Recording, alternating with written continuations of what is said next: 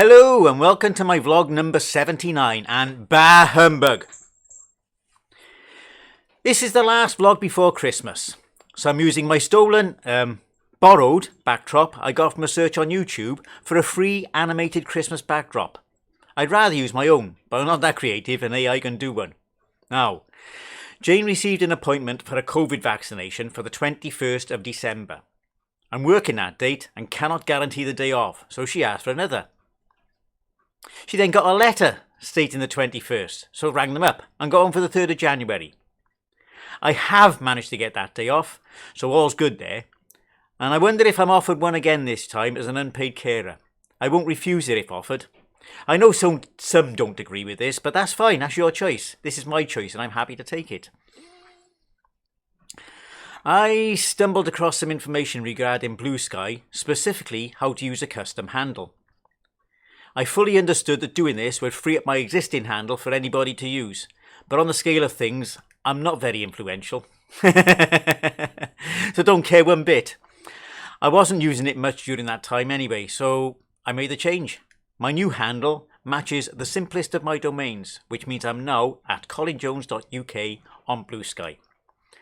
On a related note, my X account has been deactivated, with the expected deletion date of Christmas Day. Same caveat applies to my handle there too. A while back, I was recommended a sky viewing app called Stellarium. The free version has ads, so I decided to pay to remove the ads, only to find out it's a monthly subscription. Sod that.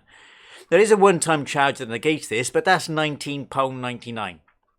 So I save up my Google rewards, which pay money into my Google Play balance, and managed to get that amount about 2 weeks ago. Even though the rewards program is low yield, it does come in handy at times. I'm back up to 50 odd pence already. It was down to 2p when after I bought that, but it's back up to 50 odd pence already. Yeah. It's low yield, but it works. Okay, during a thunderstorm one night, there was one strike which was practically instantaneous with the flash and was very loud. The TV went black for a few seconds, but did come back up. This was in the bedroom. Next morning, I turned the computer on to find no internet connection. Yeah, that was good, wasn't it? I turned the computer on to find no internet connection. I'll leave that blooper in. Now, Wi-Fi was working fine, but I noticed there were no lights on the Ethernet ports. The telephone line appeared dead too. So after a reboot failed to make any difference, I called Virgin Media to request a replacement hub, which I knew at this point was damaged beyond repair. Oh boy, that was a fun task of navigating menus in circles as it didn't match anything they program into their bots, but I did eventually manage to get through to a human. Mind you, that was almost as bad. I couldn't get her off the script for a while, but eventually convinced her that I'd done everything I could and the hub did need replacing, so an engineer was booked. At the same time, unbeknownst to me, there was also an area issue which didn't affect me, but which was fixed. So I received a text message telling me the appointment had been cancelled. And again, after much circular calling and hair loss, I managed to get through to a human once more, and after once more having to pull the support person off the script, was assured that my appointment was indeed still booked and all was okay. The engineer called on the booked date, quickly came to the same conclusion, and replaced my Hub 3 with a shiny new Hub 5. Still no Ethernet, so I plugged the computer in directly and it worked. Still no phone, but I unplugged the VoIP box and it worked. The lightning had taken out everything connected to the Ethernet. I don't really use the VoIP line, which was on SIPgate. It was the old Tesco phone, and can still access it to use at my credit if I really need to. You get an app for phones. So that was taken down and a new Ethernet switch ordered. That arrived the next day, so all's no good again. But so much stress could have been avoided by not having to jump through bot-laden hoops just to get the support I need. Now, this year I've decided to go against my usual flow and make a New Year's resolution. Now, I don't believe there's anything special in waiting, and not being one to stick with traditions, I've already started it. It's to not get so frustrated at stupid crap. I'm often losing my rag when little things happen, and it's not only getting to me, but my family as well. So I decided that this was a necessary change to make.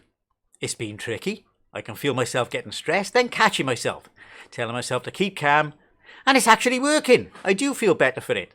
And so did the family. So it's something I'm going to keep going. Wish me luck on that one. Oh, last vlog I mentioned a device I could get which would allow me to sample Commodore tapes for archival purposes. And here it is. It works perfectly. I did have to figure out how to get it to read VIC-20 tapes, which are actually slightly different to C64 tapes, and save as TAP format, which can be used in emulators. I tested this with the game I recently bought, which is Emu's Massive Hunt, careful how you say that, and that is now in TAP format and works fine, and even though it uses a fast loader. Game on! Bring on those tapes for archiving. Also on the VIC-20, I bought an upgrade kit to turn my penultimate 2 plus cartridge into a penultimate 3 plus, which basically consists of fitting an SD to IEC into the card and cutting bits of the case. It's fiddly. Though, to be fair, it wasn't as fiddly as I initially thought. The Dremel did the job nicely. It's not the prettiest case mod, but it all works, so another success. I mean, yeah, there's the cut. SD card goes in there. IEC cable to plug into the disk drive interface on the VIC. Lovely jubbly. So, on with the flow. One other geeky thing I've done is wrote the ADF Amiga floppy image of Santatron, a game I got with the latest Amiga Addict magazine to a real floppy disk using Grease Weasel I got for last Christmas. The magazine included a floppy disk sticker, which I applied, and bingo! An old school cover disc. I verified this has worked by reading the floppy disk using the Grease Weasel again to an ADF image, and that works, so all's good. Now, my son bought a battery-powered train to run around the Christmas tree. But the trouble is, it makes American steam train sounds that gets very annoying after a while, so I set about looking for a way to silence it. I couldn't open the whole thing up, but I did get enough to allow me to connect a jumper, similar to those you see on a computer motherboard, which is soldered between the soundboard and the speaker. Now, to run with the sound, the jumper is closed, but for silence it's left open. Totally non-destructive and no longer puts the winds up the cats. It can also be kept going without being so annoying, so there's another win. So here's the train, here's the mod, jumper on the front there. This is the noise it makes constantly. All I do is slide the jumper across, which isn't going to be easy at this angle, and it still runs, but it's now very quiet. So, let's get on with this. Now, just before my vlog on Friday, my backup phone started making a strange... Just before my vlog on Friday? Oh dear. As you can tell, I'm reading from a script. So I'll leave that blooper in and say, just before my stream on Friday, my backup phone started making a strange sound. It was a severe weather alert sent by the government. I wondered why only that phone, but then others in the house started going off. Some once, some more. My backup phone went off 3 times, including one in my stream. These were apparently set to happen around 1845, but the last one was closer to 1945, an hour later. And had already been sent twice. I've now disabled this on my backup phone, but kept it on my main phone. I don't need it on the backup. I don't really need it on the main phone, but it's... yeah, we'll keep it there. Now, yet another thing that was pushed into my face this weekend amongst all the other chaos was my son's computer, which was no longer working. Diagnostics led to the conclusion that the main board was dead. It's a Dell Optiplex 7010, and the lights were 2 flashes, a pause, and 1 flash on the power light, which suggested dead motherboard. I have a computer that was given to me, which only had 4 GB of RAM, so it's been sat idle for months. But that works. And the RAM appeared to be the same type. It was the same type not written on the labels, even down to the speeds. So I swapped the RAM and GPU, and that worked. I swapped the hard drives, Windows booted, and it even has Wi-Fi built in, so he now has a working quad-core AMD computer, and the donated computer now has a use. It's been very chaotic, but very productive weekend for sure.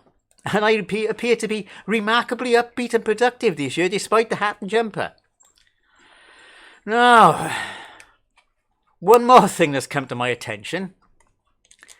An AI pattern matching tool, this is unscripted, an AI pattern matching tool for Funko Pop has taken down itch.io. They've decided there is a copyright infringement. Complained automatically to the Itch's registrar, who took it down, despite Itch's protest. Where that goes, I don't know, but it's another copyright troll, and it's getting out of hand. To be perfectly honest, even though my kids seem to love Funko, I hope they pay for this one, because this is costing Itch and actually quite a few developers money. So yeah, this is a copyright troll. This isn't even copyright troll. They don't own the copyright to the name, so they need to that needs to be sorted out, and bloody quick. At the time of making this vlog, itch.io is down. Now, not too many shout outs this time, but a big thanks go to Colin Thompson, Simone Bernakia, and Brad Funzone for commenting on my videos in the last 3 weeks. Now, it's just to recognise the wars going on this planet we call home. Ukraine being at it for years, and the Middle East ceasefire being put to the test by those who just need to keep killing.